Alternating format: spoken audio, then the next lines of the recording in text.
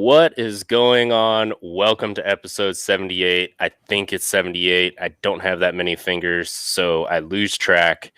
Either way, this is the 21 MX preview and prediction show. Tiller's got his weird orange jacket on. It's not actually orange. It's like a charcoal, which is the way most of those orange bikes should be. Right? Get out of here with that guy.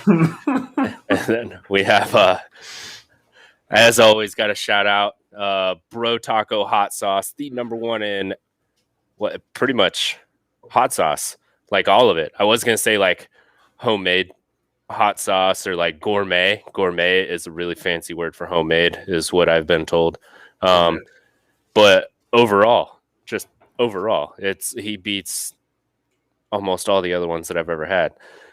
I saw a list the other day on the internet, 11 top hot sauces. Went in there just to see if I'd had any of them. I'd had like 4 or 5 of them. Bro Taco was not on there. But it should be. I did some typing. I was like, hey, you guys need to recheck your thinking.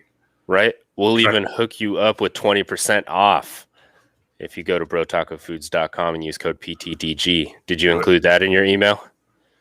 No, because I didn't want to, feel like it was a sales pitch for him. I just wanted to be like, hey, I'm a random guy on the internet. I've tried all these, but I beat your truffle hot sauce, some Bro Taco brap sauce. Oh yeah. The brap sauce is definitely my favorite, because it's so versatile. But the pineapple habanero is really good on like porks and chickens and stuff like that. The avocado serrano is good with breakfast, dude. That's my go-to breakfast hot sauce. I use that in the brap sauce, not interchangeably, but both of them on my eggs and cheese. I did just this morning, actually. Dude, it drives me crazy. I'll go out to breakfast or whatever, and the lady will be like, do you want hot sauce? And I'm like, hell yeah, I want hot sauce. And then she'll give me like Frank's or Tapatio. Or Tapatio ain't bad, but like Frank's or Tabasco. And I'm like, get that crap out of here. I'd rather not have hot sauce, man. Yeah, I don't need your Texas Pete. I need some Bro Taco. You guys need to rethink your suppliers. Oh yeah, I heard Sean likes to go out to eat, take a bottle with him, and then he'll just like sneakily forget it, for the next guy. Oh, great marketing right there. I like it. I dig it. If he comes up with smaller bottles, like traveler bottles, I might actually just do that, because I don't go out to eat often, but I would donate a bottle a month at a restaurant just for that. For sure. We also got Sunstar Sprockets and Chains, sunstar-braking.com. Email support with PTTG in the subject and get 30% off. So that's across their whole line. Got power the number 2, the ground. I can see Jesse saying stuff, but I'm too far away to like read what it is, and I don't have the chat up on the sidebar yet. But power the number 2, theground.com. Head on over there. Tiller was just trying to put together all the pick'ems stuff, all the back end fancy stuff that him and Jesse, I guess, like to do. I don't know. That's why they do it, though, so that I don't have to. So I am greatly appreciative of that. We'll get that up and going before this weekend's race. It's finally back. Did you say this weekend? Isn't it this weekend? It's this weekend. Is it? This weekend. I can't tell. It's been so long. It's like, what is that song, Going Through the Desert on a Horse with No Name? Like, oh, yeah. You just lose everything, man. It's been so long since I've been racing. It's been so long since I've seen the pro guys on the TV race. Oh, yeah. You've had that awkward downtime. You haven't been able to ride. You haven't been able to watch racing. All of it just came to a halt for you. Yeah. Ooh. Yeah. Up until this weekend, or this past weekend, which we'll get at, which I've been sitting here trying to knock everything out as quick as possible and still get ready for the show. But as my wife says, I am a male. I cannot multitask. So I have fallen a little short, but we are getting there. Right, it has nothing to do with it. Yeah. I try to tell her that all the time, but then I get distracted and then the whole argument goes out the window. But it's we'll get there. We will get there. That's maybe I'll do a quick little down and dirty with Doug, do a quick little breakdown just on kind of what GNCC racing is and is all about. I get asked quite a bit, like from moto and supercross guys, like fans and stuff that might not have been around that style discipline before, kind of what's it all about. I'm trying to put together some stuff, get some people on here to talk about it. It's schedules, man. It's always schedules. So either I'm busy or they're busy, or I might forget about it, forget to shoot out the text where I'll be like, yeah, I'll do that at a reasonable time, not like 5:30 in the morning. And then I get busy and I forget. But it happens sometimes.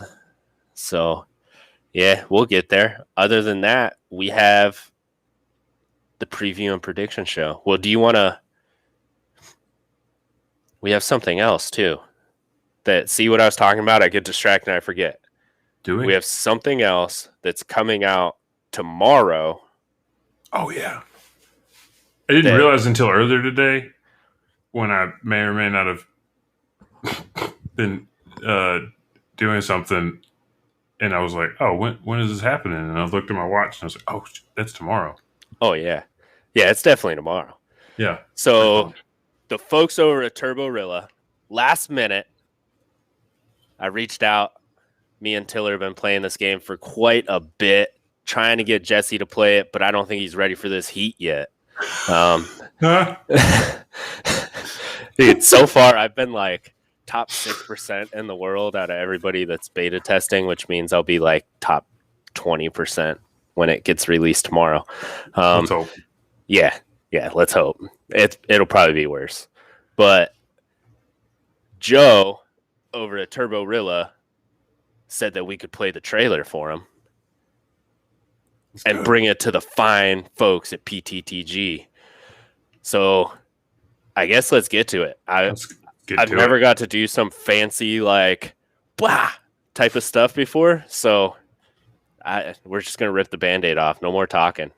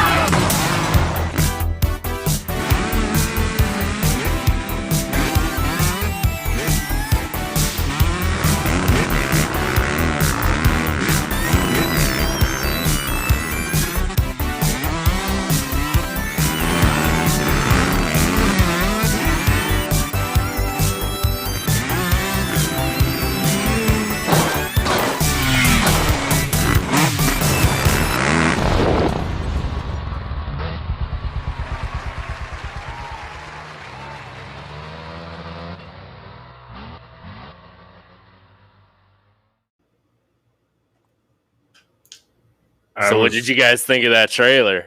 That fits in so perfect with our like little kid toilet humor that we have going on here at PTDG anyway, that I had to reach out to him, man. Like I said, we've been playing it for over a year now, I think, right? Like we've been testing this game out for him, and it has been absolutely a ball. Just seeing where it came from when we first started, when they were first like, hey, let's test this thing out. Yeah. To where it is now has been absolutely insane. And since it kind of fits in with what we do here at PTTG, I was like, Joe, you got to let me put it on the show. Let's share the great news. If anything, oh yeah, have more fun competition with the people that yeah. play. And that's if you do download it tomorrow, jump on like either the Facebook or the Discord and let us know what your name is so that we can be on the lookout with you. Right now we're kind of sitting stagnant because we have to wait until the world premiere in the app stores and stuff like that before we can get on and play the jam modes, which is the multiplayer like PvP big like to do. So we're just sitting here not really doing nothing with the game, waiting for the drop. So if you do get on, get a screen name, hit us up. I'll play with you. I play it all the time. That's when I get done staring at my computer at work. I have to jump in real quick and do I don't have to take my shirt off like in the trailer. But I was actually laughing at that this time because I noticed that and I was like, oh man, I don't. Oh yeah, that's too much. A, he was letting his pants touch the ground, and B, took his shirt off. I mean, rules you it's don't break. Great. Oh yeah, I mean, you got to do what you got to do, guy. Like when it gets that serious, you don't want to get your dress shirt all sweaty, bro. You just got to get in there and do some business, dude. Handle your business. Put the shirt on the hook, sweat it out. Oh yeah, but other than that, we got some GNCC stuff. If you want to jump into that real quick before we get sidetracked talking about all the predictions and all of that. Let's talk GNCCCCCC. GNCCCCCCC. Yeah. So, GNCC was up at the John Penton, which is in Millfield. It's also one of the oldest running GNCCs, well, national, I think, out of like almost every track and every discipline. It's been around for 32 years, man. They have been racing that track for 32 years. That's as long as I've been alive. Like my birthday was 4 days ago and I'm only 33, man. So that thing's like, I was just thinking about that today. I was like, that thing has been running since I was 1 year old. It's crazy. I just don't perceive 2000 to 2020 as 20 years to where it's like, if it were 2000, we said like 1970, then it'd be like, holy hell, that's old. Because, that was like 30 years or 20 more years than I was alive. But now, like, every time I'm still trying to comprehend his last 20 years as actual 20 years. Yeah. But yeah, I feel like that happens. I mean, that's crazy. 32. Oh, yeah. Let's run down the top 10 real quick for Saturday's race, which was the ATVs. With your XC1, XC2, Junior A, College Boy A, they're all mixed in here. Either way, let's see here. I clicked the wrong button. Give me a second. I know Walker Fowler came in first, as always. Not always. Old B. Neal's always giving him hell up there. Oh, that was one thing that I did want to bring over that I completely forgot to. Bryson Neal hit a truck at the race. That picture was gnarly. Yeah, I didn't get the picture brought over, unfortunately. But, okay, I got all the buttons clicked. So we had Walker Fowler in first place out of Rogers, Ohio. Jared McClure out of Casca, PA in your number 2 spot. Your number 3 spot was the Coltrane Cole Richards out of Edinburgh, PA. Number 4, Bryson Neal out of Bidwell, Ohio. Bryson Neal is probably mine, as well as Brandon Carter, who I just saw him comment not too long ago. He's a great kid, man. Super fast, has some horrible luck. And then he was in the 4th place spot. In the 5th place spot, we had the Gator, Adam McGill out of Waverly, West Virginia. His nickname is the Gator? The Gator, bro. That's sick. Yeah. Yeah, it's the Gator. Let me see if I can throw this picture up real quick. Before we do that, I was at the race. I did catch some video. This is what I was trying to work on, to where I was a couple minutes late getting this thing started. But let's jump on there, take a look at that. I got to click some buttons on my phone to try to bring over the Bryson Neal versus truck pictures. So give me 1 second. We're going to play.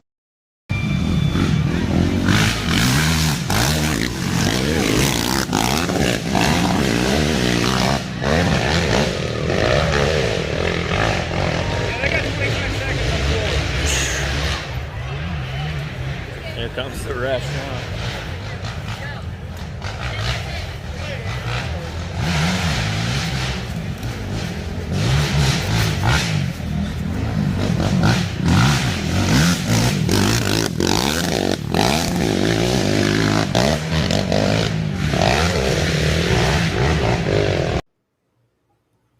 So that was over. So gnarly. I saw a video from somebody standing above the track on the hill, like kind of facing down, and watch it go up, and it did not look anywhere near as intense as your angle. Well, that's I was standing there the first lap, and then I moved about halfway up where you saw him jump and then land and then jump again. Yeah. I was standing right there, and I almost got hit by a quad, man. So luckily, the hill guys, I don't know what you call them, the hill guys, the dig dugs, whatever you want to call them, the mud fleas, they all have different nicknames. So the guy went up there, landed, and it stalled, and it started tipping back, and some kid just grabbed it by the A-arm. But I was standing with my back to it because I was filming, and nobody said anything. And the only reason I saw it was I realized that the quad went by me, and then I didn't hear anything, which tells me that it might be coming back at me. So I was scooting. One of the videos, you can see me actually drop my phone just right on the hill and just get out of the way. Other than that, we have the old Pro Row. Now, keep in mind, these are raw videos. I haven't gotten to edit them yet. I just got home not too long ago. So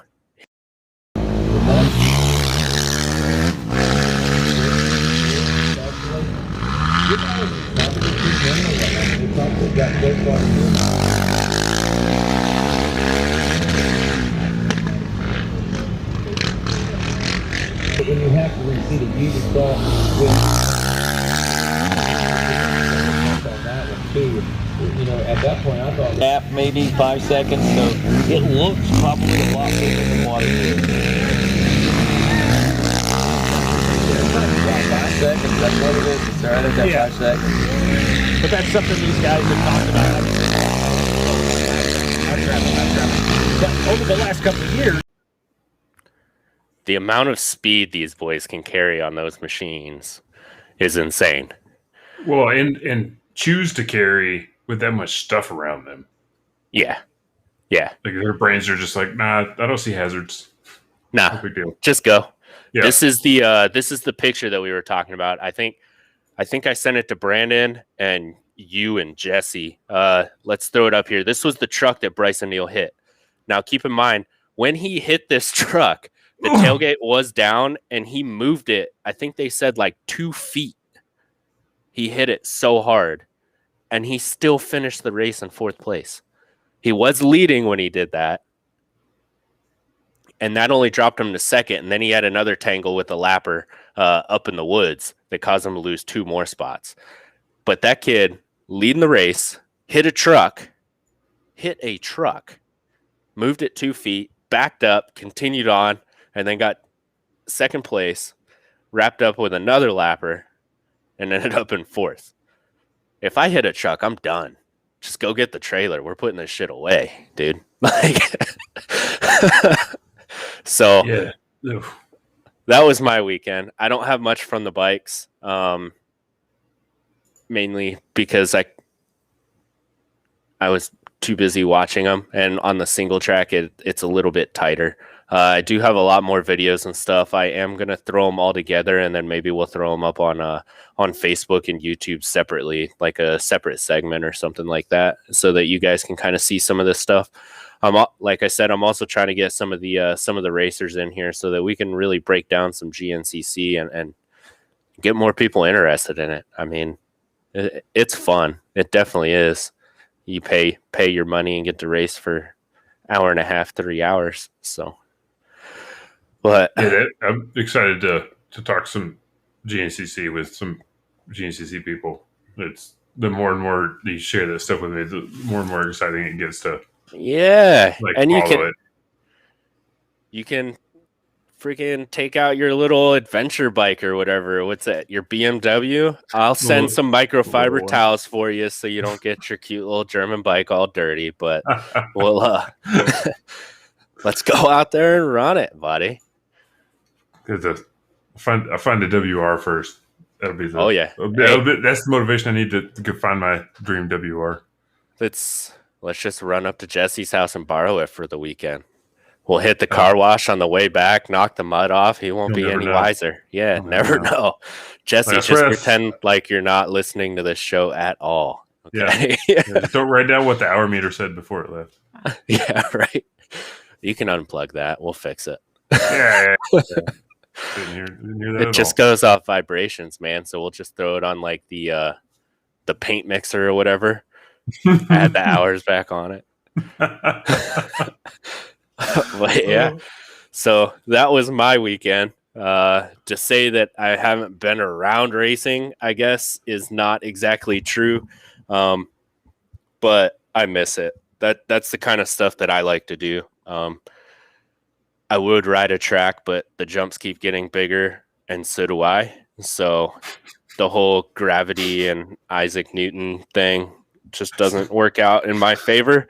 As you could tell with the broken wrist, which, oh man, we can move it. It's getting there. I go on Tuesday, figure out if I can ride again. So I'm pretty excited about that.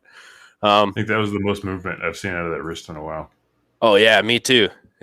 Physical therapy, man. That's what happens when you got a good surgeon and a good physical therapist. They got me, April 15th is when they decided they were going to cut me open. So that's not too long. 5 weeks, 6 weeks, 5 weeks, something like that. I can't math. That's why we have Tiller, the statistician guy. But other than that, what about some 250s, man? We're going to touch 250s first? Might as well. That's the quicker one? Can make it quicker? Yes and no. I don't know. Well, let's touch on we'll run through the schedule real fast. What the outdoors is just going to look like. So we already mentioned excitedly, round number 1 is finally this Saturday, May 29th at Fox Raceway in Paula, or Paula, whatever you want to call it, Fox Raceway in Paula. Next weekend, the weekend after, June 5th, round 2 at Thunder Valley in Colorado. Then we got our first off week. So just 1 week off. Round 3 at High Point in Pennsylvania, June 19th. 1 more off week. I might try to get to that one. I was looking at that one, if that was going to be close enough and worth it for you to get to. And then they're all worth it for me to get to. It's just what else I got going on that weekend. Yeah. Time. We only have so much. I know. We need 36-hour days, man. For sure. Let's see. And we got, so the off week number 2 is after High Point, and then we got 4 rounds in a row with Red Bud on July 3rd. Probably going to try to get up to that one. That's exciting that they were able to get it back on the July 4th weekend. And then we got Southwick on July 10th, Spring Creek in Millville at July 17th. And then July 24th is Washougal. So July is the month of moto. Every weekend, you start with Red Bud. You get to end with beautiful Washougal. Just every weekend. And then we get 2 off weekends in a row. July 31st, August 2nd, 2 off weekends. And then finish the season out with 5 in a row, starting with Unadilla, Budds Creek, Ironman, which is hopefully the one I'm going to try to go to. And you're probably going to be there. And then the last 2 go back to Fox Raceway and then end with Hangtown in California. So that's that is the schedule that we're running with, there's a slim chance if you're watching it. Looks like, oh, there he is. Yeah. No, my allergies are killing me, guys. So Oh, he scared me. trying- I thought he disconnected, and I was like, well, things are going to get interesting. He just had to sneeze. I don't He was know being what I'm polite. doing. He just had to sneeze. Yeah. Yeah, Man. so- And of course, like I'm sitting here and I get the little air quality alert.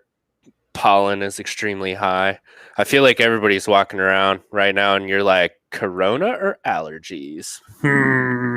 Yeah, I remember thinking that same thing last year was like the most awkward time. It's like, well, no, I swear I'm just coughing and sneezing because of pollen and not because Yeah. this is about to get shut down. It's because I snort trees. Not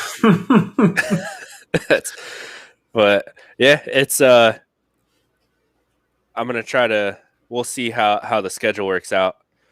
Gonna try to get to Ironman for sure, 100%. Redbud is probably a 75, 50-50 on High Point. I used to go to High Point a couple years ago when I lived in Pennsylvania, and I like that track. As long as you can get there early enough to get up on the hill, you can see the majority of the track. So yeah, some of those will be fun to get to, but I think the interesting thing about I didn't really look too much about years past in some of the schedules, but having the 2 off weeks at the beginning are kind of nice. Get the 4 in a row in July. Obviously, that'll beat you down. Everybody talks about outdoors being in, middle of summer and all the heat just wearing you out. Obviously, it's physically demanding regardless of what time of year it is. And then you get in the heat. Then you get 2 off weeks at the end of July and the beginning of August. And then they finish out with 5 more. So I think that'll be interesting to see if there are any riders that we'll end up talking about that don't suffer from endurance fatigue or something, and maybe are there to hang around a little bit better towards the end of the season because they get more breaks in between. I don't know. Be kind of interesting to see because 2 off weekends means another week too. Yeah. So if it's an off weekend for us, that's 2 weeks, 2 full weeks between training. So especially that break, so they'll have 3 weeks between Washougal and Unadilla. It'll be should be kind of interesting to see. Maybe somebody's fading by the time they get to Washougal after Redbud, 3 weeks off, come back to Unadilla and they're at the top again. Who knows? well, that's Something to watch. Redbud and Ironman. Well, even High Point. They can either be beautiful days, mutters, or so humid that you have to like walk around with a machete to cut the air to walk through it, man. So it's it gets bad. So I don't know. That's an interesting point. It will be fun to watch, and just another interesting factor in the exciting season coming up. So yeah. 250s. Let's see here. We go all the way down 250s. So this one, you and I were talking before the show. There's no real point in trying to rank them or go off of last year's ranking because almost all of them have changed teams or changed a bike or something, except for Justin Cooper. Really, granted, Colt Nichols didn't change, but he wasn't there last year, so there's that. So I figured we just kind of start at the top, talk our way through some of the top guys. See, this is where we could get into our fun prediction part. I thought about maybe we were talking about doing predictions. Maybe we pick where they're going to finish in the championship. We get a ±1 on the position we pick. We'll get Jesse to jump in, do his picks after the fact. We'll grab them all and just keep track of it over the course of the season. And then whoever got the most right within that +1 or minus range at the end, I don't know, has to pay up. I don't know what they pay up. I don't know. The other two should have to do something like weird on air or something, man. Ooh. Like we're at Tiara for a whole month worth of shows or something, dude. I don't know. Oh, I'll be down for that. I can do that. Something like that. We can talk about it. We still got a couple days. We got time for suggestions too. Yeah. So I figured that would be a fun way to do the predictions. That way you're not holding it down to an exact spot, and everybody gets a little buffer room. Yeah, definitely. And then you got the old pick'ems coming in. Yeah. Well, yeah, I'm excited about pick'ems this year too, or this season too, because we're gonna have those giveaways every month. Oh yeah. That's right. Not just at the end of the season. It'll be fun. I don't know, man. What are you thinking for 250s though, man? Like, so what do you mean? Just as far as how it's looking? Yeah. All right. Unless you want to make a bold predictions right now, dude. I'm no, I mean, ready. Let's just we'll start at the top and let's touch on the Hunter brothers, the Lawrence brothers, Jet and Hunter, man. Jet. I have Hunter over Jet. For after looking at some of the things and looking at the way the championship points played out last year and why they played out the way they do, I think Hunter's going to finish above Jet in the championship for consistency reasons alone. Yeah. I think Jet has the highest chance of having one or two really bad motos where Hunter might not have a bunch of great motos, but he's going to be the one less likely to have one or two really bad motos. Yeah. Unless something crazy happens, which you can't ever predict, and it's racing, it happens, like hitting a truck, or a chain falling off. Yeah. Yeah, I would definitely have to take Hunter over Jet also. Just, I don't know. He seems much more consistent, like you said, and he's fast. Just during Supercross, he looked like he was getting faster and faster quite a bit. What's another one that was pretty popular? What about old Shimoda, dude? Where do you think Shimoda is going to fall? So that whole team is interesting. We've got Forkner will break himself on the first week, so he's out. McAdoo, Forkner, Shimoda, Hammaker. Yeah, all four of those guys. So I can count on my fingers. I think Shimoda's the top of the pro circuit team. I could see that. And again, purely for consistency alone. There's so many of these guys that are so good. It's going to be hard for one of them to be first or second every single round, or even 90% of the rounds, I think, because there's so many of these good guys. It's going to be a consistency year for the 250 class. Who can have the least bad rounds? I mean, that's probably something that I could say about anything, but I mean, this is just one of those years. The way it looks like at the beginning, until we see these first three rounds to see if there's something that just really stands out. I think a guy like Shimoda has a better chance at a top three. And I think, what's interesting too, when I was putting this together, I think I remember saying something probably on one of the shows about there's a good chance that, it could be a Yamaha top five, even, a Yamaha top three. But now that I'm looking at this list and, we got Cooper, Nichols, Jeremy Martin, and Alex Martin technically on a Yamaha.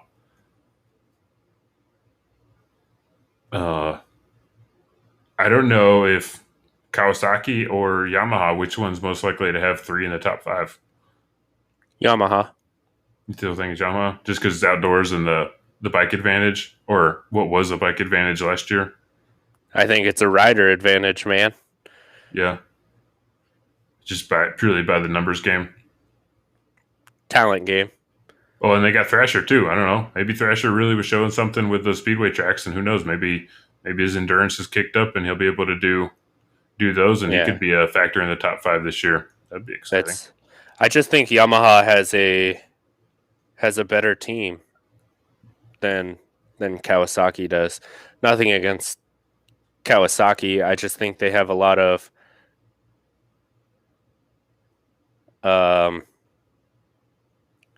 young, reckless talent, I guess is what I would say. I mean, McAdoo is fast. but he makes quite a bit of mistakes that we saw through Supercross. You got Forkner, who might be the fastest rider in the class, but can't keep it on two wheels long enough to finish a race. Has not been able to. You have Joe, who is super consistent, but I don't know if his speed is there outdoors. He finished like in the top 10 last year, but it was in between like 10th and 5th, I think. And we've seen dashes of speed from him. Technically, he was 11th. Oh, 11th season last year. He had the last couple of motos. He was getting better, but he had some. He didn't get any points the first moto. He got no points the fourth moto. He only got 3 points the third moto. So basically, round 2, Loretta Lynn's 2 was terrible for him. Yeah, it was terrible for a lot of people. He had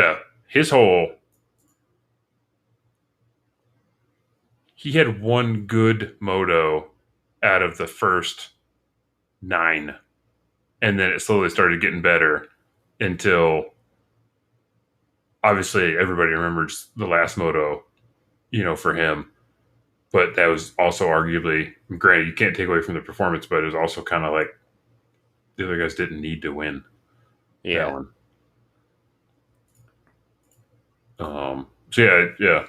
Shimoda, I don't know. It'll be interesting to see, but I think he's going to be the shining star on that one. Yeah, Forkner, he hasn't raced outdoors in 2 years, I think. 2 years. 2019, I think, was the last year he raced. And he's been Mr. Lack of consistency by far, for a lot of potential reasons. I think so. Jesse pointed out his bold prediction is no Martin brother, not a one of them in his top 5 this year. I don't know about that. I could see Alex not making it in the top 5 because of the competition. If Jeremy Martin doesn't make it in the top 5 and doesn't have a catastrophic failure in a moto or a round, I don't know. Jeremy Martin on that Yamaha, after his performance last year on a obviously less powerful bike, or less powerful than Dylan's bike, I don't know. Maybe he signed to the wrong team. I don't know. I don't know about not being in the top 5. I would put him in the top 5 before I put Jet, probably. But I think talent and consistency and speed all together make J Mart one of the top riders in the class. Whether or not he can pull together a championship. Last year he was close, but whether or not he can pull together another championship run this year, I don't know yet. And we still don't really know how bad he got hurt. Yeah. So that could be a lingering thing. But, to Jesse's point, I know, we're both pretty strong on Jeremy for sure, but I think there are 5 guys that I wouldn't like. When Jesse told me a top 5, there's a pretty good chance there's 5 guys where I could be like, shit, that's a pretty good point. Yeah. Like, personal favorite, Jeremy, I want to put him in the top 5 so that like he's just kind of there, and I'm like, who else do I want in the top 5? But I don't think I could balk at Jesse saying that there's 5 other guys that would most likely be in the top 5 before him. I never thought about it. I was like, oh, Jeremy's included in my top 5. Like, no, just no questions, I didn't even think about having somebody not being in there. Yeah. Just because last year, his biggest competition was Ferrandis, and he moved up. So that's why he's kind of in there for me. But there's also a lot of new young talent coming up. You got Maximus, you got Thrasher. Rumors I forgot about Volan. They've been, they were talking about him being really fast already. And you still have rumors that Levi Kitchen's coming up. That kid's fast. Are they really thinking that he might go it's all rumors? It's all rumors until the rosters get dropped. So, Well, until the gate drops. yeah. Yeah. They're not above paying $300 to put him on the entry list just because. Just to fuck with people. Yeah. Yeah. Huh. So, I mean, he's fast. He's still a youngster, too. I don't know. We got both Lawrence brothers. Amart, I don't think he is going to be in the running. I'd love to see him in the top 5 just because it'd be cool to have him and Jeremy in the top 5 together, or potentially even 2 sets of brothers in the top 5 just for neat factor. But I think there's plenty of other guys that more than 5 guys that have a better chance of being in the top 5 over him. I'm excited to see what Colt does in outdoors this year. I didn't like that he didn't get an opportunity to go last year, but that's how injuries work. I'll be excited to see if he can, something carries over from his speed in Supercross this year to see if it shows up outdoors. Hard to say, man. I don't know. I just want to see one 250 guy same year. I have to look and see if I personally feel, I don't know, like it feels like it's been a while since there's been a guy that just won a 250 regional Supercross championship and then just went away and earned it outdoors. It's happened recently because normally one of the champions is going to do really good outdoors, but it's just, for Colt to come back, not do it in 2020, win this year so well, and then all of a sudden just carry it into 2021. It's not like he's been the guy in the past 2 or 3 years, So I guess that's where I'm going is I wanted somebody that's not been the guy, like a Faulkner or a J Mart or a Dylan Ferrandis where they've been fast for years and then does both. Somebody like Colt to come back after an injury, win a Supercross title, and then go outdoors and just prove like it wasn't a fluke. Yeah. That would be exciting. Yeah. I don't know. That's 2 totally different animals, though. Oh, yeah. No, it's hard to – I could definitely see it being hard to happen. It'd just be kind of neat to see that somebody's got both of them mastered in the same period of time. That would show a lot of good skill for the rider to do both, and then for the team, too, to be able to put it together like that. If there was a year that was going to happen, I think this is the year it would have to happen where we've got the biggest break we've had in a long time between Supercross and outdoors. And this is prime for him to do it because he was on the coast that had the biggest break. Yeah. In Supercross where they got to do a lot more outdoor testing. So I think if there's somebody that's got an advantage for it, he does. Yeah. I still don't see it though. Yeah. No, I don't think it's probably not super likely. I think it would just be cool to see. Yeah. I think I would be surprised to see him in the top 5, to be honest with you. Interesting. Yeah. Well, that'll put a twist in our predictions. All right. Well, so we got through those guys. Covered Honda, Yamaha, Kawasaki, KTM Group.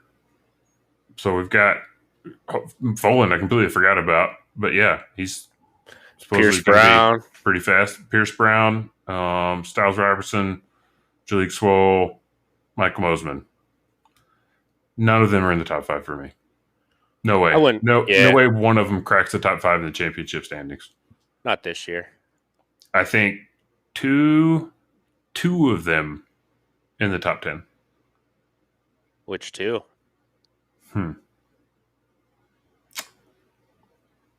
I think Mosman, and I'm going to jump on the Volan hype train and say he keeps it together and finishes top 10 in championship points. I think Mosman, just because I like the kid's mindset, and he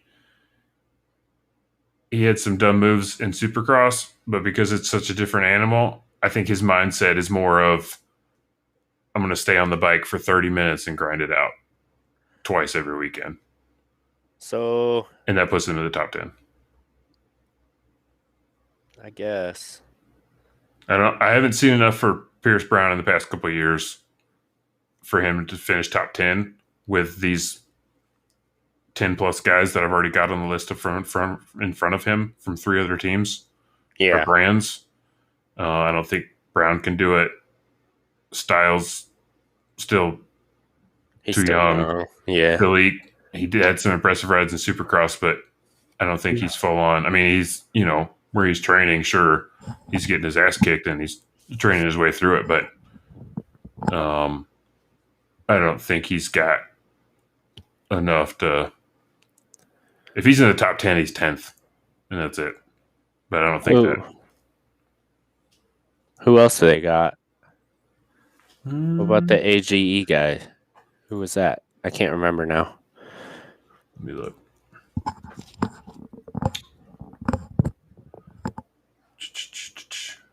Style. That is interesting, though. They have. Oh, Derek Kelly's on a gas now. They have a lot of young talent that will need to be cultivated, of course, over time. But yeah, I didn't even think about that kind of stuff where they're all so young. You're just kind of like, where do they land? Yeah. Obviously, there's a huge hype train for Max, but I don't know where he lands. To be honest, I don't think I would have put him in my top 10. I'm purely making a hype train call on that one. Yeah. I mean, we saw he's got speed in Supercross, and if it weren't for hearing people talk about him still being fast.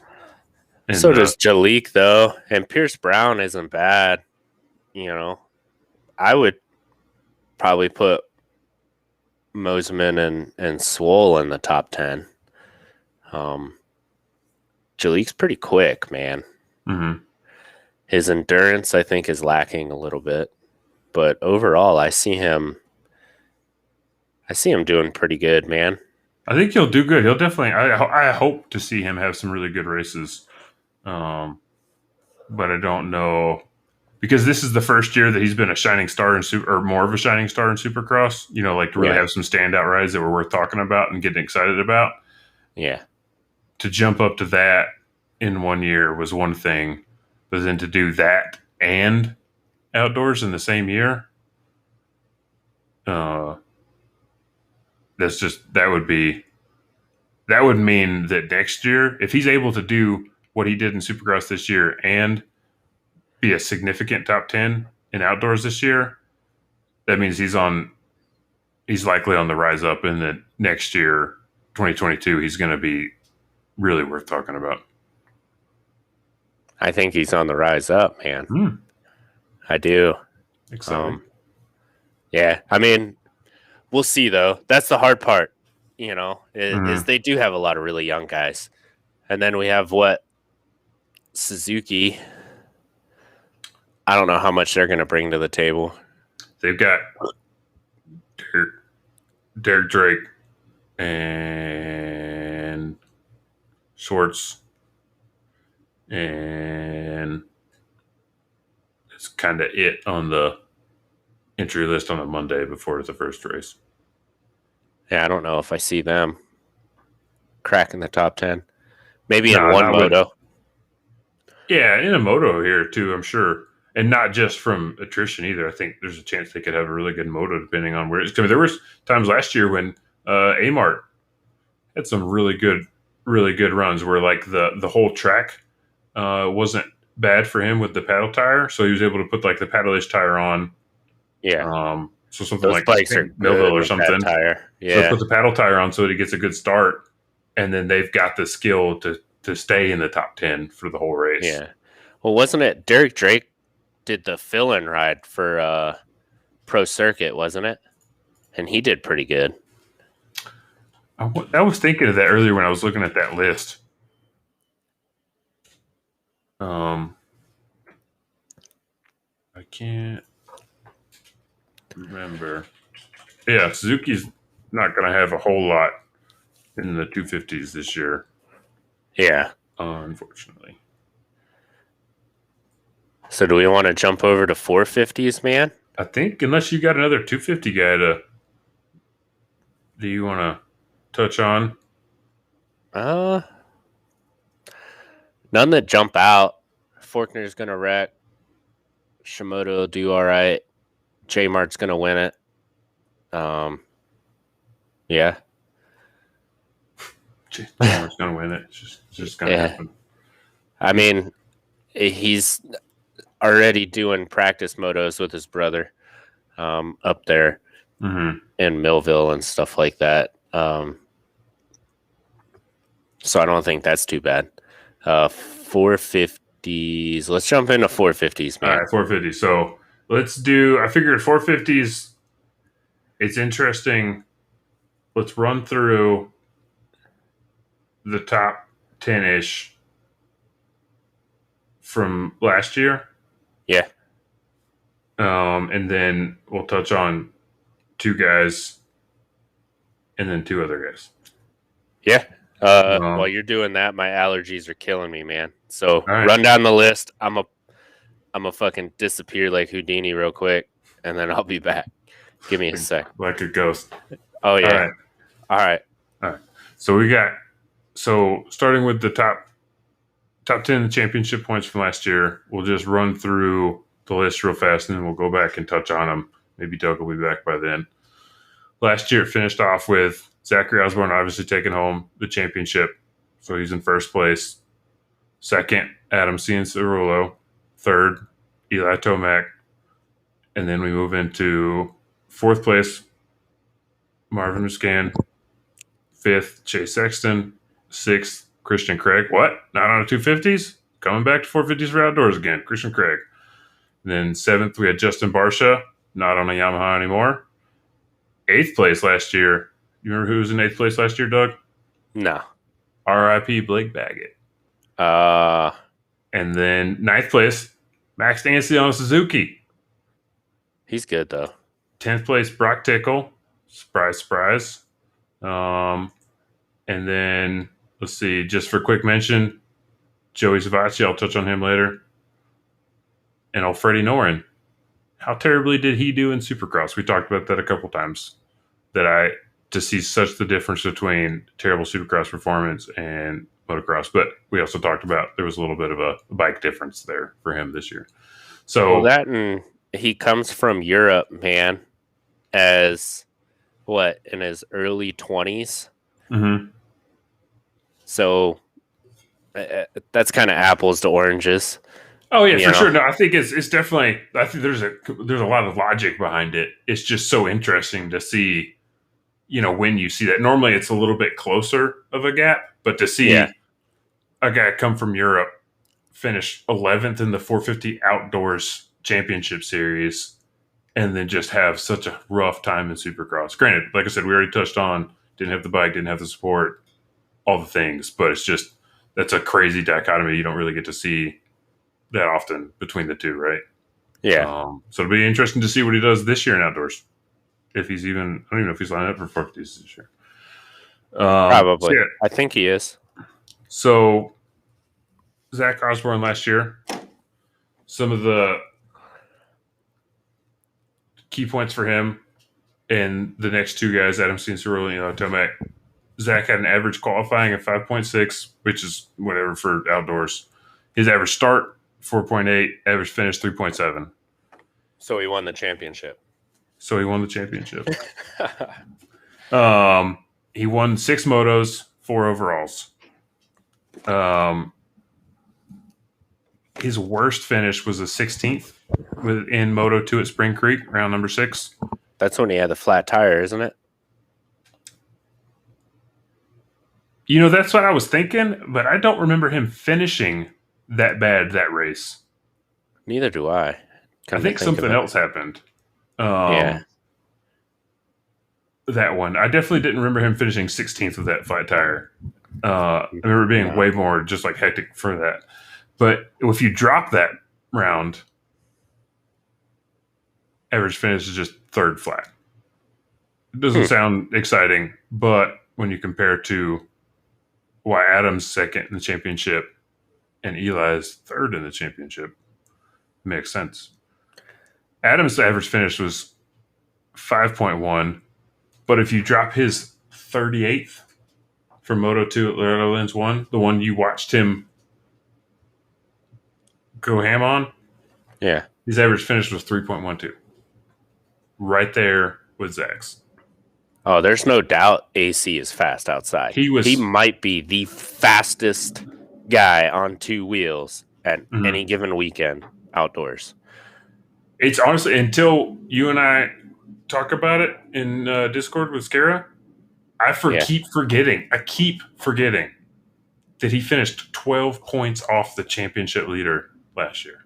Second place, baby. Yeah, I keep forgetting it. I remember things. I remember you sending, the picture of him flying over the jump. I remember him and Marv, going into that corner. I remember those things. I could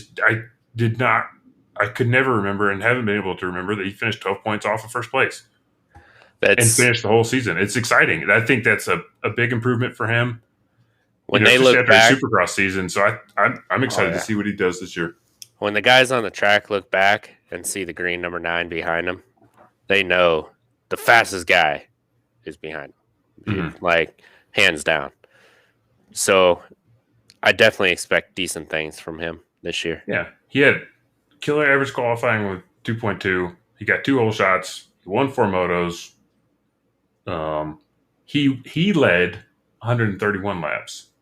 Zacho led 72, which, as we touched on, it's all about the last lap. Who's leading the last lap? But it's just those are things that prove that him being in second wasn't just like a fluke. Yeah. Which has been brought up when guys are like, well, Roxon wasn't there, and who else wasn't there that made a big difference? Webb. They're like, oh, that's why he got second place. And I'm like, that dude is fast. If you don't believe he is fast, then do yourself a favor and watch him this year. He is fast and he is smooth.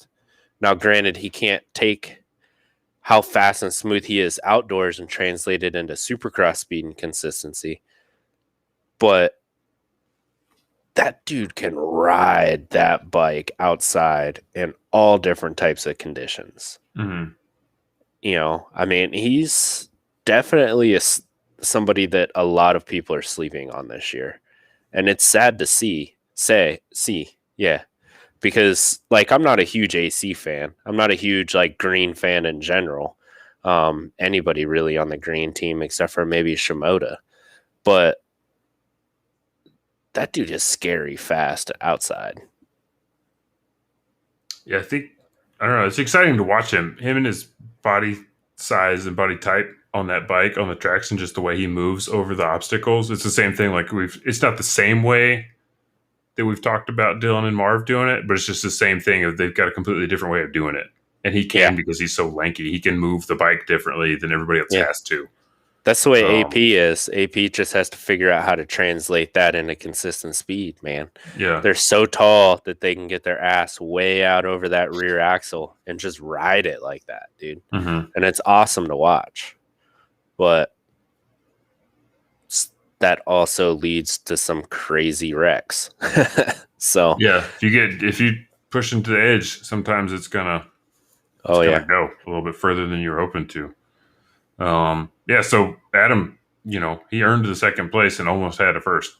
If Zach would have had one bad round, moto than a 16th, which is why we've talked about it. It's why he won last year, because he was able to keep it together when he had a flat tire. Little things like that. He did it. Eli had a terrible round 2. He technically somehow managed to get a 9th or something, which was still technically a DNF because of the way the laps work on Moto 1. He completely DNF'd basically with a 38th or something, technically round Moto 2 at round 2. His average would have went from a 5 to a 4 there. He didn't qualify good. He never started great. He had never started 9th. So he was off of first and second place. He was more than a moto away from. He was 34 points down, so he was about a moto and a half, 2 motos away from potentially winning the championship last year. He just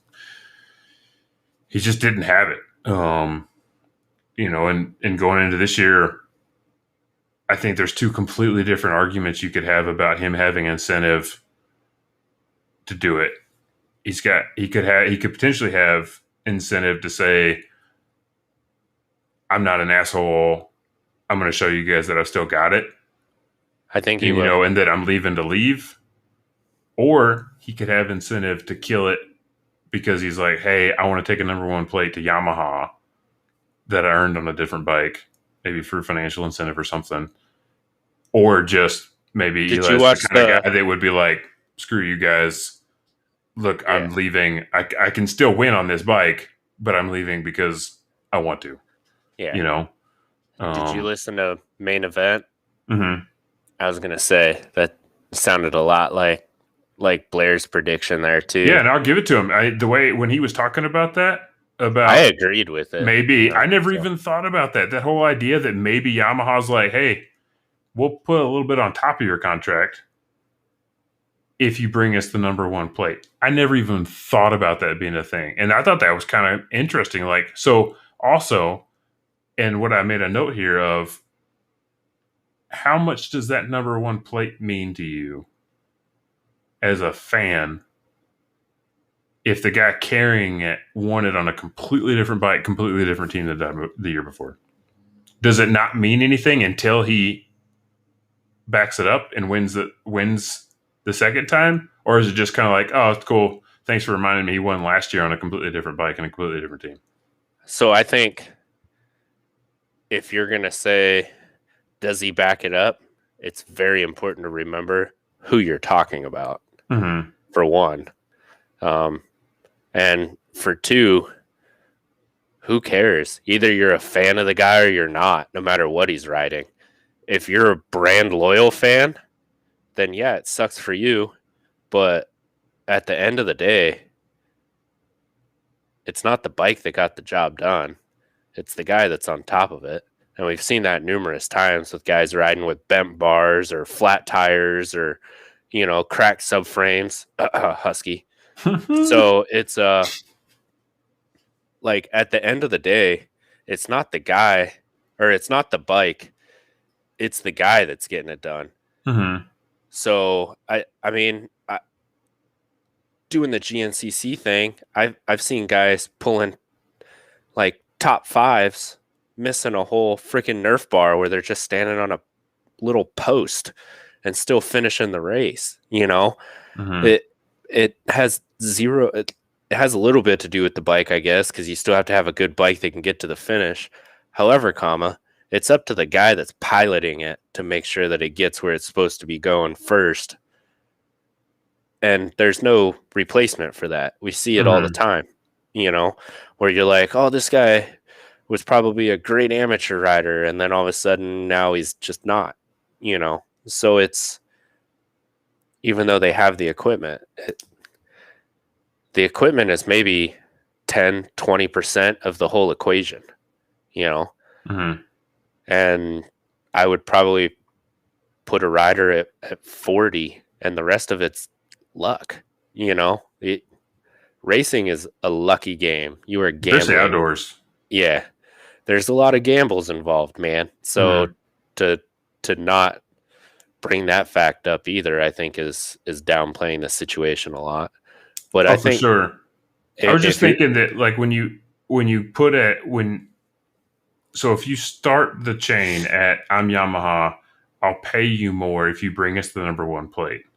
If you're in that line of thinking, the way your dominoes have to fall for it to be like a logical chain of the way you think about the events afterwards, that's a real dangerous track to start for me. Because if they do that, then if he doesn't win it again on their bike, their only thing to go is to say like, well, it was the other factors. It wasn't our bike. It wasn't Eli. It was everything else.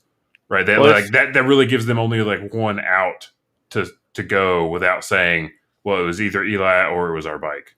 Yeah, but I think the pros will definitely outweigh the cons if it does happen. Mm-hmm. I'm From not at least a marketing standpoint. Well, yeah, from marketing You'd and rather plus, have like 4 months of look, we've got Eli on our bike with the number 1 plate. Let's use the shit out of this. I get that. Yeah, I definitely get it. Plus, there's the fact that you are bringing probably the most winningest rider of our generation over. Mm-hmm. Granted, he might be on the backside of his career, but who cares? That dude still knows what he has to do in order to win races. And so you got all that. And I would be very, very surprised if almost all the manufacturers don't bring out new bikes in 2022. So we're going on 2 years of, Oh, I forgot about that fact for Like- him. They could totally use that as a yeah, as a fair reason for him not to win again. And be like, okay, just kidding. Granted, Plus he's you- probably already ridden that bike if he does end up siding with Yamaha. well, he's probably ridden the 21. I don't know about the 22 yet, but That'd be I mean, interesting. yeah, maybe it's still a little early in the year. If it was maybe the backside of July, I would say, yeah, he's probably ridden it. Well, when did You they release 22? They released the next year model in the fall, don't they? Yeah, it's usually around October. Yeah, if Yamaha doesn't have a version of that bike that he could have ridden already, that'd be Plus, awkward. you had to remember, I think Kawasaki said they were probably going to come out with new models. KTM is going to come out with new models. The new and improved, updated Suzuki is supposed to be out in 2022. Yes. So you're looking at almost a whole field of brand new bikes just due to COVID production delays. Mhm. Why are you gonna go into production on a brand new bike when you can't even make enough of your older generation bike to keep up with demand? Just focus on what you're cranking out as fast as you can right now. Oh yeah, you they know? definitely didn't have the stuff in place to do that. Yeah, so I mean, we're prime for almost all of the manufacturers coming out with new and improved stuff because we've already had 2 years of bold new graphics, So, BNG. oh yeah. So next year, outdoors and Supercross could get wacky. Mhm. It's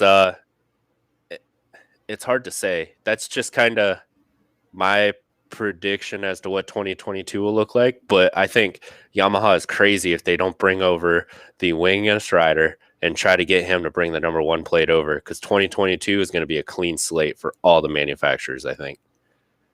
I think that's a totally fair way of looking at it. Yeah, I just thought that was I think there's a lot of different ways you could look at that and a lot of different reasoning you could use for doing it. Or I mean, nobody's gonna not want to do it.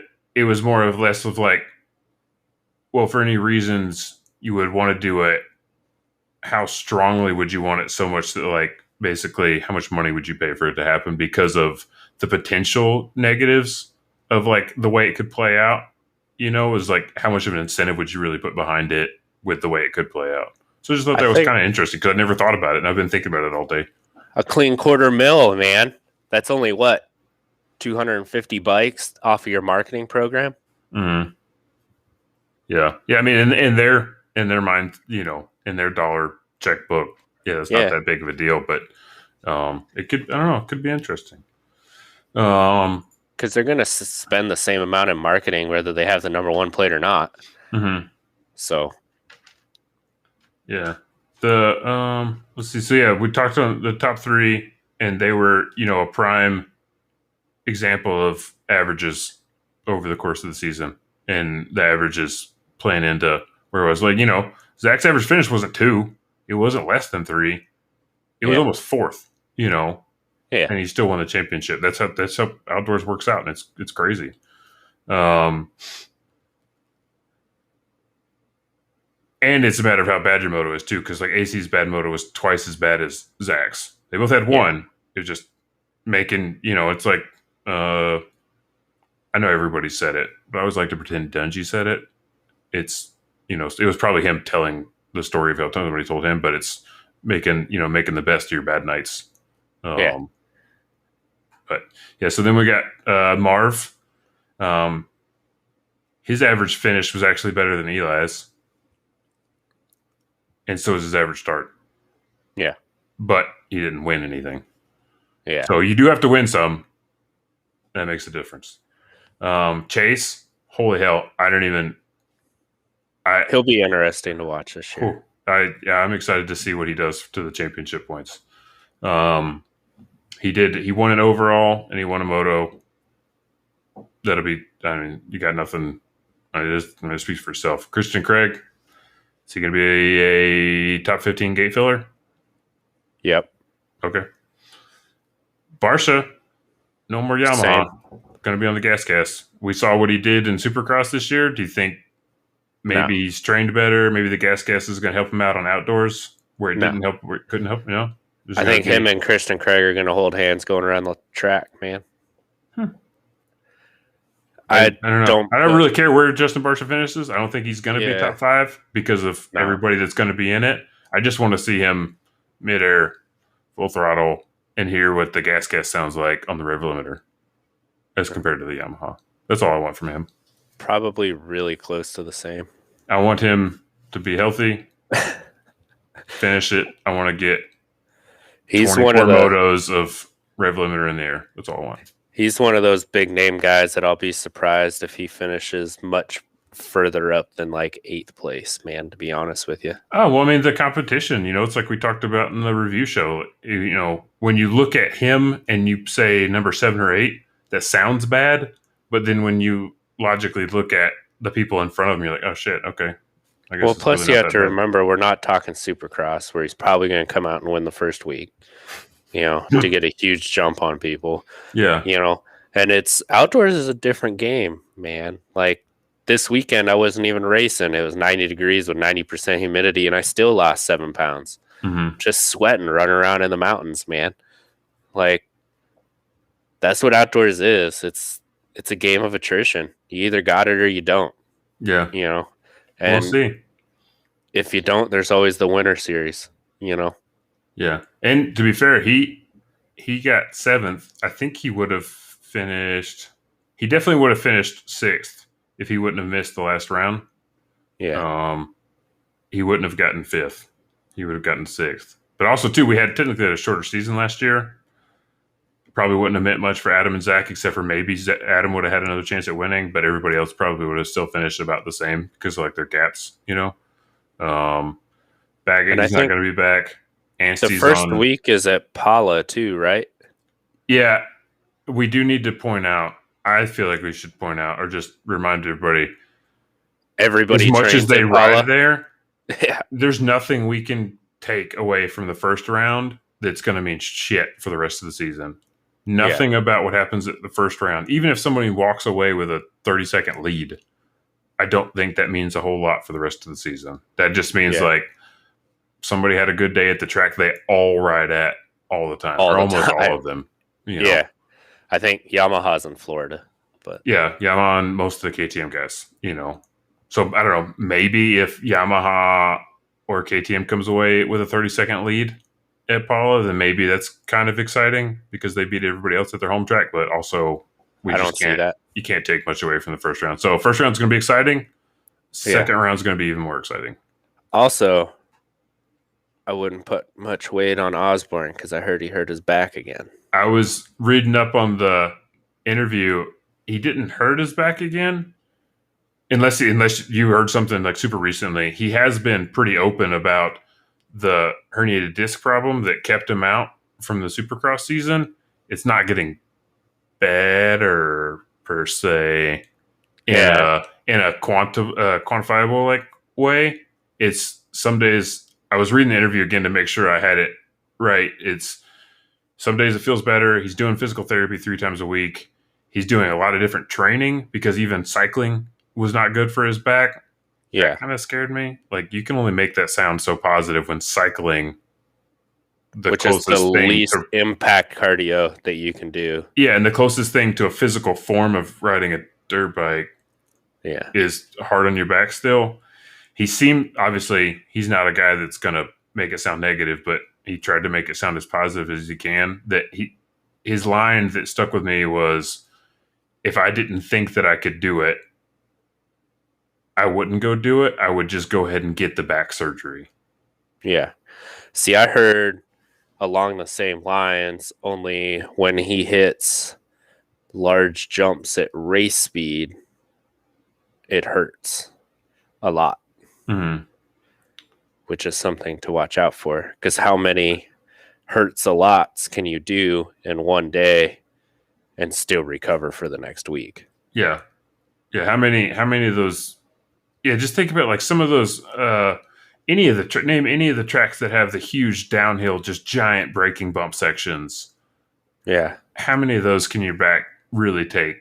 Like you can only grip the bike so much with like your, without your back getting to it. So as much as I want to see him finish in the top 5 or maybe win it again, because Zacho, if he races 3 rounds and he's, they get to that second break and he's like, just kidding, guys, I need to go ahead and just get this surgery done and if that's what he needs to do, he needs to go fucking do it. I'd rather see him not finish the season and make the smart move to be. I'd rather you have as much time as possible, because I don't know what recovery time is on herniated disc surgery.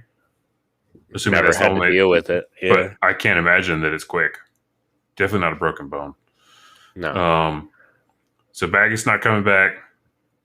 Anstie, you think he gets top 10 again? Top 8, maybe. It would be cool, but also there's 4 guys we haven't touched on yet that weren't in the championship standings last year that very well should be top 10. We get there. Savacci. There's like 20 of them that should be top 10, man. Well, yeah, but there's 4 that just weren't even in the like top 15, top 20, the championship standings last year. Yeah. Savacci finished 11th on a Suzuki. Be exciting to see what he does on a KTM. We were talking about that. Dean Wilson finished 15th. He missed the last 4 rounds, 8 motos worth of points.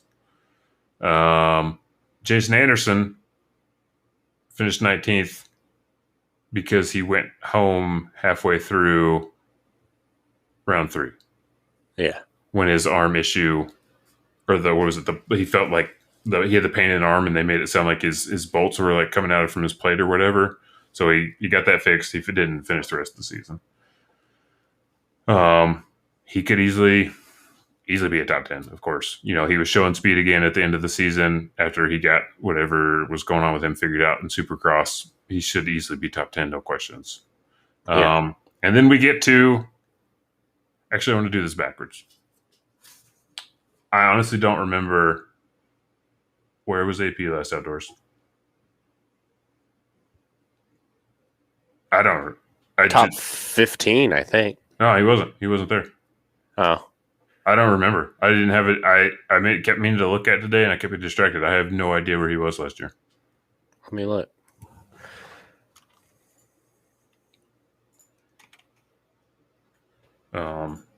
He wasn't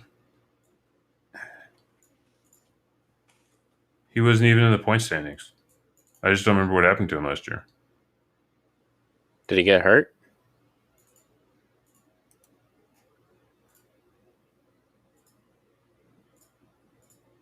Oh yeah, it's not.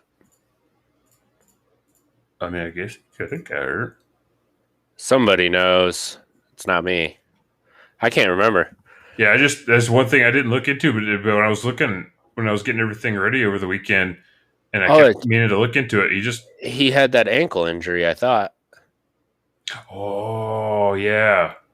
I thought for some reason I was thinking that was like 18 or 19, but that was last year, I think. I think you're right. But yeah, so he's one of these 4 other guys I wanted to touch on. On a new bike, but new team.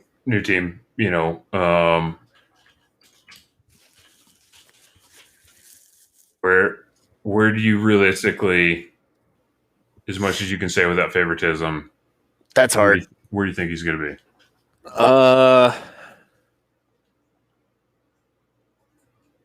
8 to 12. It's hard to say, though. I haven't seen him ride outdoors in a while. He's pretty good outdoors. Dislocated wrist. That's what it was. And his ankle was the year before On Tuesday, July 14th, Plessinger dislocated his wrist after landing in a rut and losing control. Yeah. At Paula. Fucking Paula. Fucking Paula. So, yeah. Aaron Plessinger. Who can say? We got Maybe Ferrandis. Dylan Ferrandis. I put him Championship above AP. winner from 250. I put him above AP. I would, just because we've seen him on slightly smaller Yamaha just last year hauling ass. Oh, yeah. He knows the tracks. They all know the tracks. But, I mean, he knows the bike. He was in a championship winning position. He's got the feeling. Everything is going for him to be a top 5 guy. No. The chances are not in his favor. Would you I'd put say Dylan top Ferrandis 8. above Chase Sexton? That's a hard one. Because I saw Sexton racing the 450 multiple times last year, but I haven't seen Ferrandis race a 450 outdoors. So that makes that question hard. I would say they're not going to be too far apart, but I think Sexton might beat him out. Maybe like 8th place to 5th place, somewhere in there, like 6th to 8th. You know, like right around in that little slider area. I would put both of them, to be honest with you. And I'd put AP somewhere in the 8 to 12. No Mookie. That we know of yet. We got Christian Craig filling in. So, well, if they're bringing Craig back, they're not bringing Mookie. Well, I mean, it's just one of those, you know, we'll never know why they had Mookie riding a bike outdoors after the Supercross season started. Oh, well. He's got an outdoor Supercross track at his house, though, doesn't he? Or his brother's house? Well, yeah, but I think the riding that we saw him doing wasn't at his house. It was with the team. Oh. I don't know. But, yeah, so I think Dylan's bad results in Supercross, this might sound dumb. I'm going to say it anyways. I think his bad results in Supercross was because he's not used to taming the bike down for Supercross. And I think that he's going to be able to just ride the ever-living piss out of that bike outdoors. And I think he finishes above Chase. I can see that. I think they're going to be very close. Oh, I think it's going to be tight. And if he doesn't, like you said, it's going to be right there. But yeah, I think also Chase, he did well last year, clearly, but he ate the shit. He ate the shit the most in sand sections during Supercross, which you can say what you want about MX setup, maybe doing better in sand and super or whatever. That's different. It's hard to compare, but it's just that's all I got to go off of. I don't know. That's like saying I wrecked on my bike because I race a quad, man. Like I think that's way different. Different turns, different everything, man. Yeah, I know the bike setup. It's definitely not a direct comparison. Yeah. That's all I got to go off of. Because like I said, he clearly did well last year. I'm not saying it's super reasonable. It's just if I'm going to do a quick thing, I'm like Dylan full throttle chase sand. The only sand I can say that would be comparable to the sand that he wrecked on would have been Loretta's and that sweeper going up to after that table where they go 10 commandments, right, 180 left, right, tabletop, and then the sand section by the little swamp. That's the only sand I can think of that was anything even remotely close to the Supercross sand. Yeah, because even if you just did a sand-to-sand comparison, be like, okay, cool, you just have to survive Southwick then. Yeah, but Southwick isn't like trucked in beach sand. No, yeah, it's a little bit more packed. It's not as like you get dug in there sideways. Yeah, it's not 6 foot ruts everywhere. Yeah. So those two, AP Dylan, And then the last two. First and second in the Supercross Championship. Cooper Webb, Ken Roczen. We'll start with Ken. Yeah. Do you think he gets top 3? No. Do you think he gets top 5? Maybe. I think we're going to see a Kenny that is taking it easy because he's came very close to winning a Supercross title 2 years in a row. And we already know that he has fatigue issues going hard for long times. That's what she said. Probably. I'm chubby, man. So.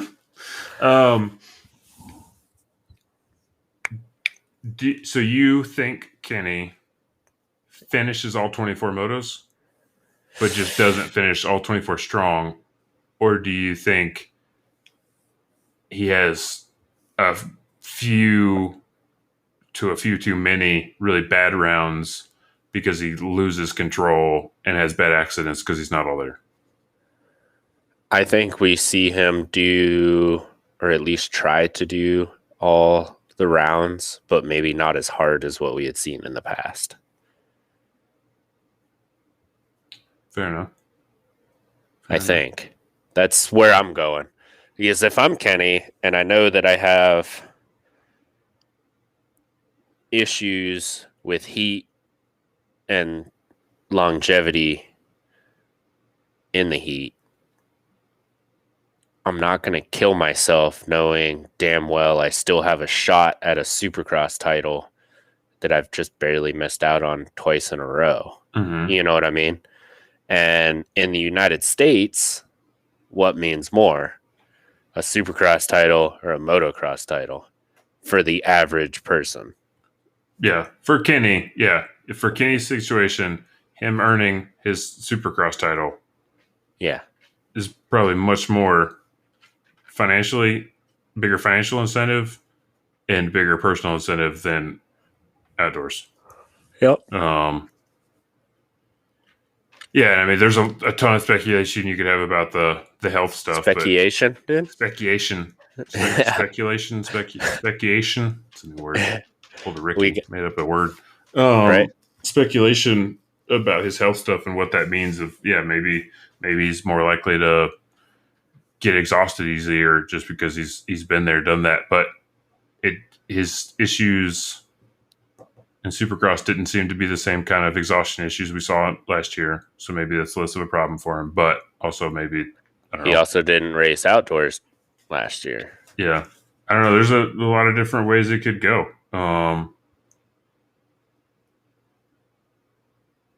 Yeah, and just even thinking about it, 1% off for him could easily mean not a top 5, especially with this field. If he has 2 really bad motos for whatever reason, out of the top 5. Oh yeah, because there are 5 guys who will have only 1 bad moto. Yeah.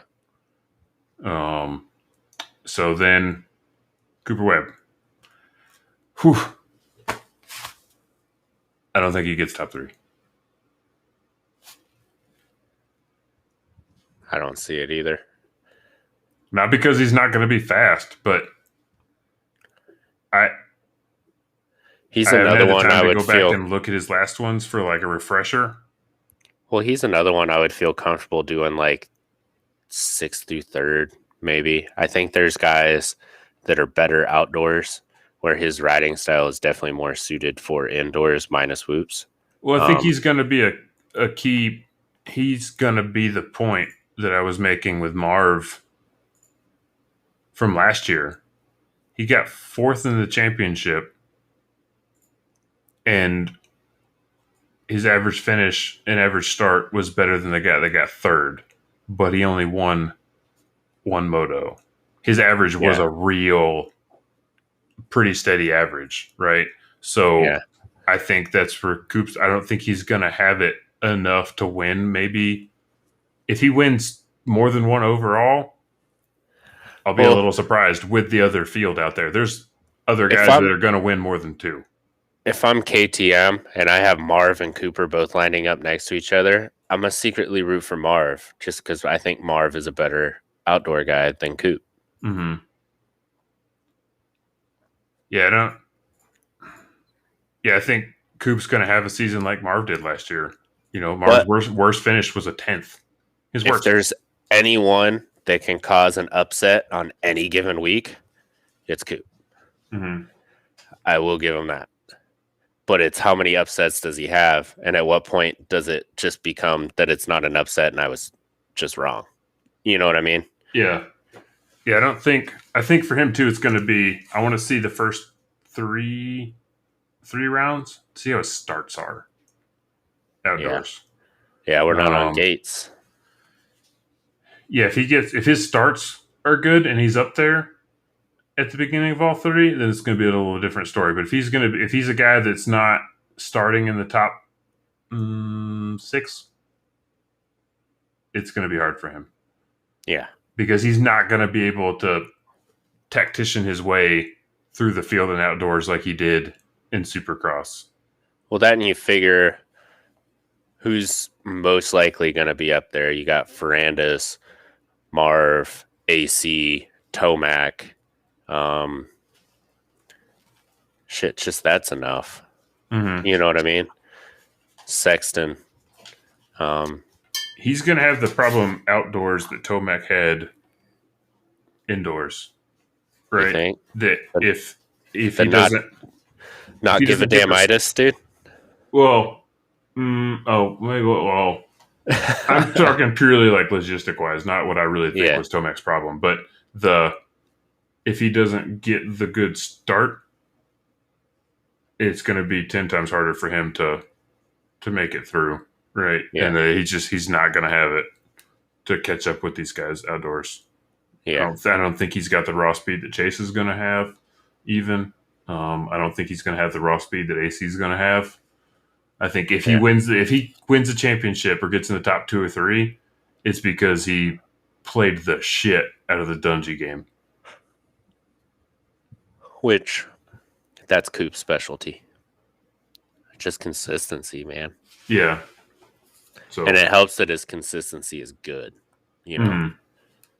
he's pretty much, you gotta first finish the race to finish first type of mindset. So yeah, I would just be curious to see how he does on this bike outdoors and see if it was part of the reason why he did so well indoors is because he was able to make those kind of crazy corner passes and like really manipulate the bike.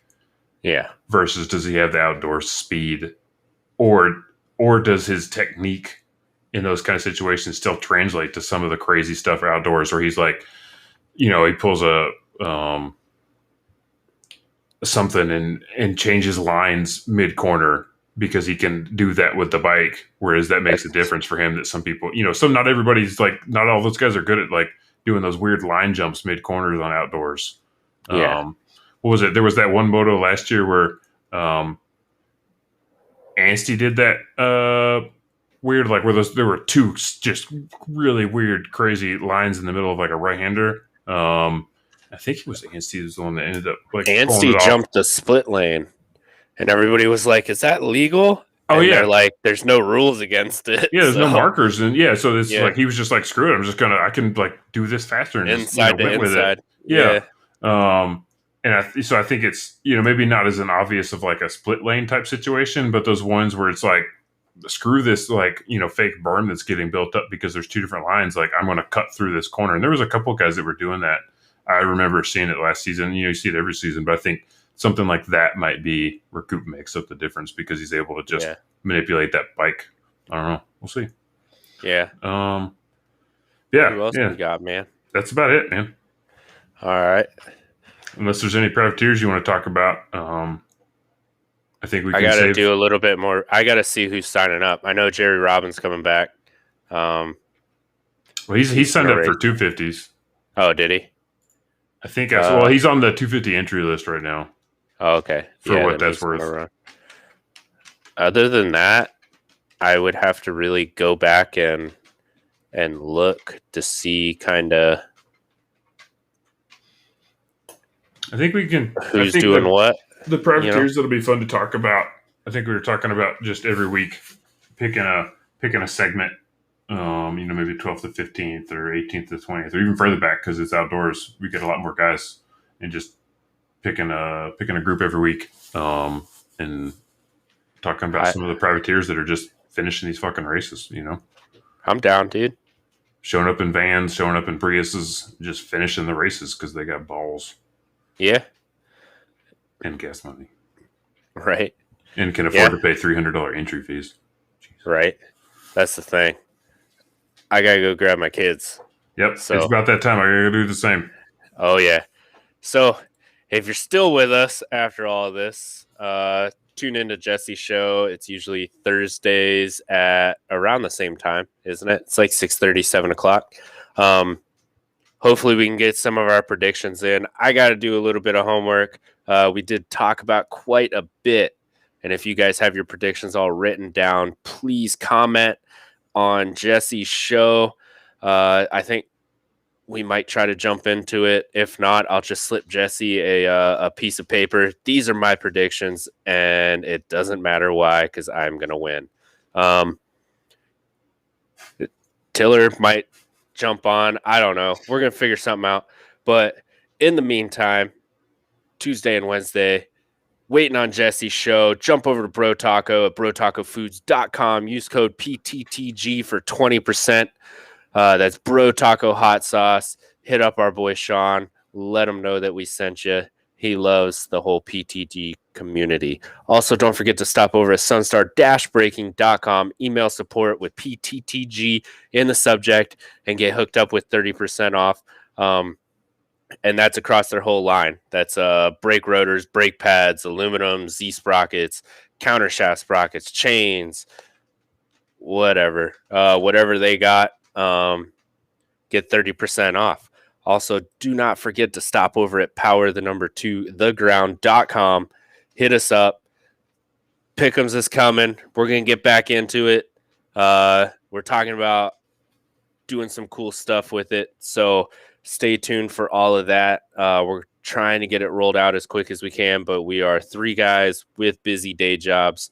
So we do appreciate some your patience with it, as we do not know exactly what's going on every day. Other than that, it has been great. We got pretty deep into some of the 250s and 450 stuff. We're all over the board. I think I got about 20 guys in my top 10, so I got to kind of cut that one down. The 450s, the 450s are even worse. So I got some work to do. I'm sure you do probably as well, Tiller, to get these predictions out. And we will come up with a fun little thing to do for winners and losers, at least for us 3. Maybe we can talk Steve into coming back and giving his predictions and get him in on some of these fun and games, man. I'm gonna bug him for it at least to get more in on it. That and pick'ems. I know definitely for pick'ems, we're definitely gonna be at least doing something with. The more you play pick'ems, be a consistent player every week, the better chance to have it winning some of these sweet random prizes that we're coming up together with, at least once a month. So don't forget to play pick'ems. Start at the first round, play with us. Try to kick my butt this time. Try to kick Dote's butt. Good luck. Let's do it. Yeah. All right, guys. We'll catch you guys later. Thanks for hanging out with us again on this Monday night. Until next time.